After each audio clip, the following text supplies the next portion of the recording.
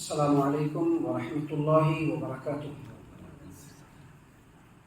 الحمد للہ رب العالمین والصلاة والسلام علی رسولہ الکریم وعلی آلہ وصحبہ اجمعین، اما بعد۔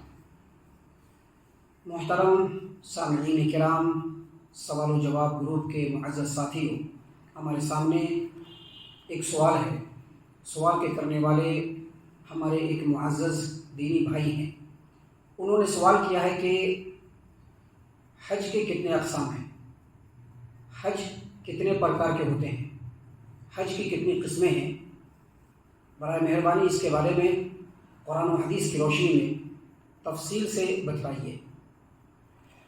ہمارے معزز دینی بھائی جناب سوال کے کرنے والے، سوال و جواب گروپ کے معزز ممبران اور اس جواب کے سننے والے تمام سامعین کرام،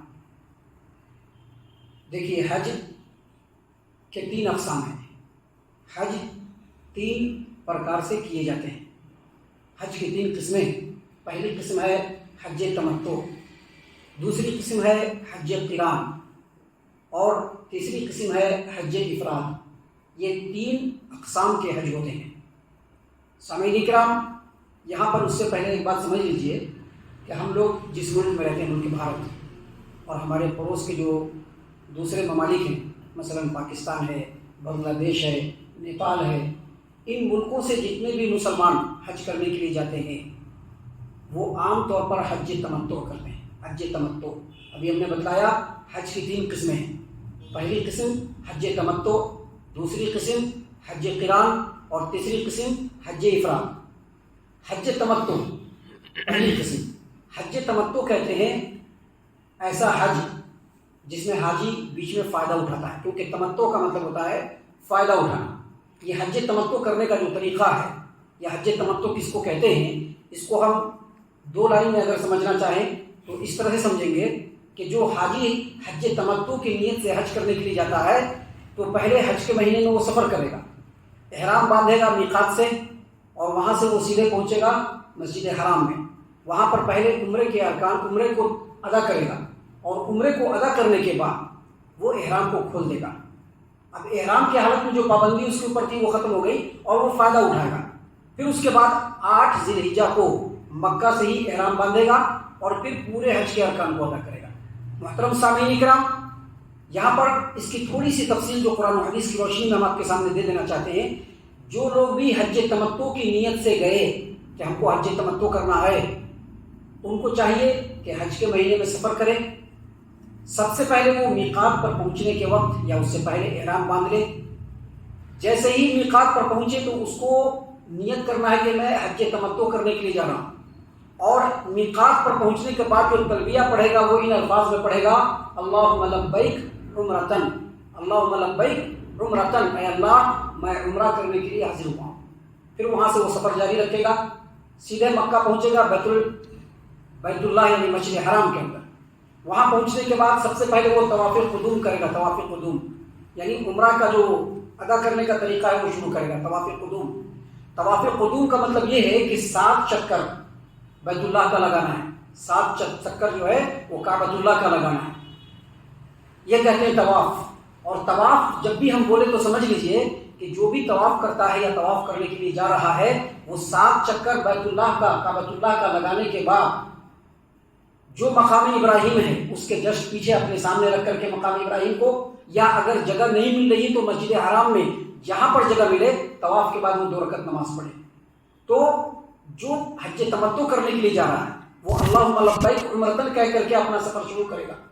مکہ میں پہنچے گا، کعبۃ اللہ میں جائے گا تو سب سے پہلے طواف قدوم کرے گا، 7 چکر جو ہے وہ کعبۃ اللہ کا لگائے گا۔ طواف کو پورا کر کے وہ سعی کرے گا۔ سعی کرنے کے لیے کیا کرنا ہے؟ صفا پہ پہنچنا ہے، صفا سے مروہ اور مروہ سے صفا 7 چکر لگانا ہے۔ صفا سے مروہ 1 چکر اور مروہ سے صفا یہ دوسرا چکر، 7 چکر لگانا ہے۔ اور 7 چکر لگانے کے بعد وہاں سے نکلنا ہے، بال کو یا تو منڈوا لے یا کتروا لے، اور اس کے بعد احرام کھول دے گا۔ بیچ میں وہ بالکل احرام کی پابندی سے آزاد رہے گا، فائدہ اٹھائے گا بیچ میں۔ اب احرام کی کوئی پابندی اس کے اوپر نہیں۔ جب 8 ذی الحجہ آئے گا تو اس دن وہ مکہ میں ہی احرام باندھے گا، جہاں پر وہ ٹھہرا ہوا ہے، جہاں پر وہ رکا ہوا ہے، وہاں سے وہ احرام باندھے گا، اور پھر تمام حاجیوں کے ساتھ 8 ذی الحجہ سے وہ حج کے مناسک کو ادا کرے گا۔ 10 تاریخ جب ہوگی، جس دن قربانی کا دن ہوتا ہے، اس دن طلوع آفتاب کے بعد جمرہ عقبہ کو وہ کنکر مارے گا، پتھر، چھوٹے چھوٹے پتھر مارنے کے بعد وہ قربانی کرے گا، اور یہ قربانی اس کو کرنا بالکل ضروری ہے۔ قربانی کرے گا، قربانی کرنے کے بعد اپنے بال کو یا تو کتروائے گا یا پھر منڈوا لے گا، اور منڈوا لینے کے بعد آ کر کے وہ غسل کرے گا، اپنے احرام کو کھول دے گا۔ احرام کی پابندی سے وہ آزاد ہوا ہے، لیکن ابھی اپنی بیوی کے ساتھ میل جول نہیں کرنا ہے۔ بہت سارے لوگ کپل بن کر کے جاتے ہیں، اپنے اہلیہ کے ساتھ جاتے ہیں، تو اب بیوی کے ساتھ ابھی اس کو میل جول نہیں کرنا ہے۔ کب تک؟ جب تک کہ وہ طواف زیارہ نہیں کر لے۔ طواف زیارہ یعنی جائے گا، اپنے احرام کو کھولے گا، غسل کرے گا، جو اس کا فارمل ڈریس ہے وہ پہنے گا، پھر سیدھے آئے گا وہ مکہ کے اندر، کعبۃ اللہ کے اندر 7 چکر کا طواف کرے گا کعبۃ اللہ کا، اور اس کے بعد سعی کرے گا، اور اس کے بعد حج کے جو باقی ارکان ہیں وہ ادا کرے گا۔ اس طرح سے حج تمتع کمپلیٹ ہو جائے گا۔ یہ حج تمتع ہے جو پہلی قسم ہے۔ دوسری قسم ہے حج قران، جو ہم نے بتلایا تھا۔ قران کا مطلب ہوتا ہے ملا دینا۔ قران کا مطلب کیا ہوتا ہے؟ ملانا۔ قران، حج قران کے اندر کیا ہوتا ہے کہ ایک حاجی جب حج کرنے کے لیے جاتا ہے، حج قران کرنے کی نیت سے، تو وہ جب پہنچتا ہے میقات کے اوپر، تو وہاں پر وہ نیت کرتا ہے کہ ایک ہی احرام باندھنے سے ہم عمرہ بھی کر لیں گے اور حج بھی کر لیں گے۔ یہی ایک احرام سے حج اور عمرہ دونوں کو جو اس نے ملایا، اس لیے اس کو کیا کہتے ہیں؟ حج قران۔ حج قران کرنے والا کیسے تلبیہ پڑھے گا؟ جب وہ میقات پر پہنچے گا تو کہے گا اللہم لبیک عمرۃ وحجن، اللہم لبیک عمرۃ وحجن، اے اللہ تبارک و تعالیٰ، میں عمرہ کرنے کے لیے بھی اور حج کرنے کے لیے بھی حاضر ہوا ہوں۔ اور اس کے بعد وہ کیا کرے گا؟ اپنے سفر کو جاری رکھے گا اور سیدھے مسجد حرام مکہ کے اندر پہنچے گا، اور وہاں پہنچنے کے بعد پہلے طواف قدوم کرے گا۔ کیا کرے گا؟ طواف قدوم، اور پھر وہ سعی کرے گا۔ سعی کیا کرے گا؟ صفا مروہ کی۔ لیکن یہ سعی اس کے لیے واجب نہیں ہے۔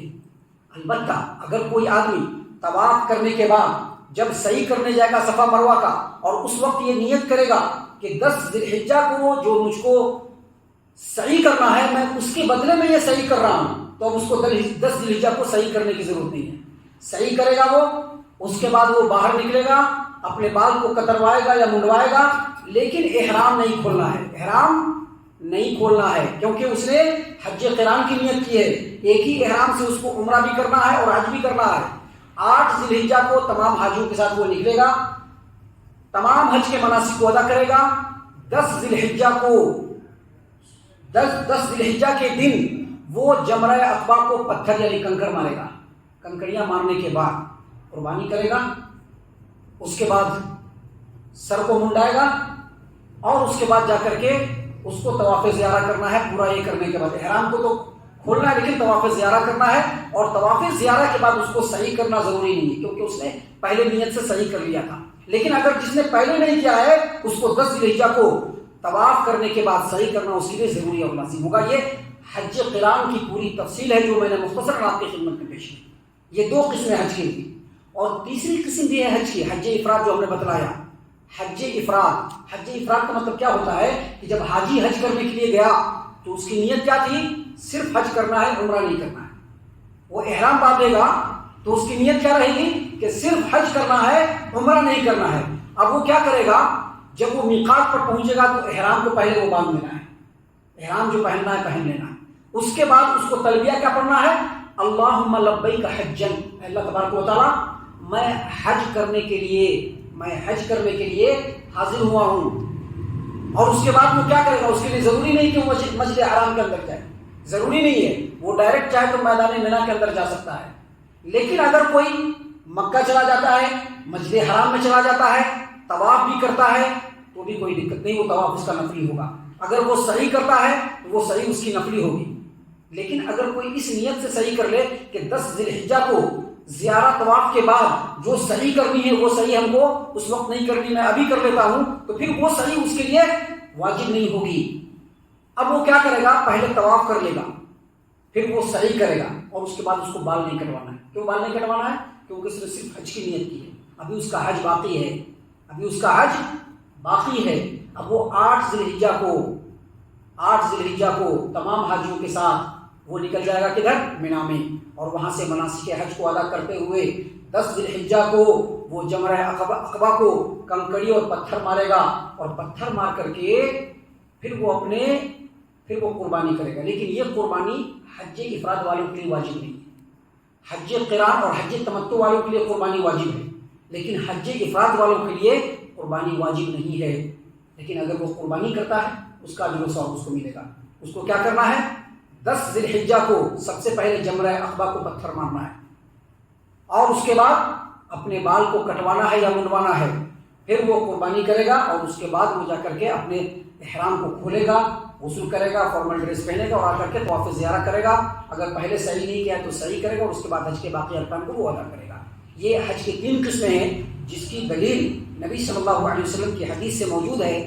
صحیح البخاری کتاب الحج حدیث نمبر 1562 نمبر کی حدیث، 1562 1662 نمبر کی یہ حدیث ہے، 1562 نمبر کی یہ حدیث ہے۔ ام المؤمنین عائشہ رضی اللہ عنہا سے روایت ہے، وہ کہتی ہیں کہ ہم لوگ حجۃ الوداع کے موقع سے نبی صلی اللہ علیہ وسلم کے ساتھ نکلے حج کرنے کے لیے، تو ہم میں سے بعض لوگ ایسے تھے جنہوں نے صرف عمرہ کی نیت کیا تھا۔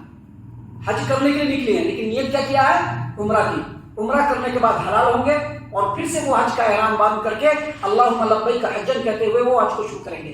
بعض لوگ ایسے تھے جنہوں نے حج اور عمرہ دونوں کی نیت کی تھی، یعنی حج قران، اور بعض لوگ ایسے تھے جنہوں نے صرف حج افراد کی نیت کی تھی۔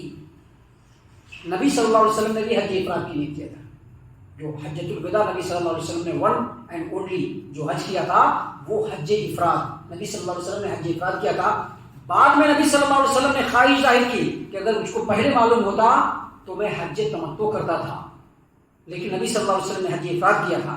تو ام المؤمنین عائشہ رضی اللہ عنہا کہتی ہیں کہ جن لوگوں نے صرف عمرہ کی نیت کی تھی وہ حلال ہو گئے، اور بعد میں پھر وہ حج کیا، لیکن جن لوگوں نے حج کی اور حج اور عمرہ دونوں کی نیت کیا تھا وہ لوگ بیچ میں حلال نہیں ہوئے۔ ایک بار احرام باندھا تو حج کو کمپلیٹ کرنے کے بعد 10 ذی الحجہ کو ہی انہوں نے احرام اتارا۔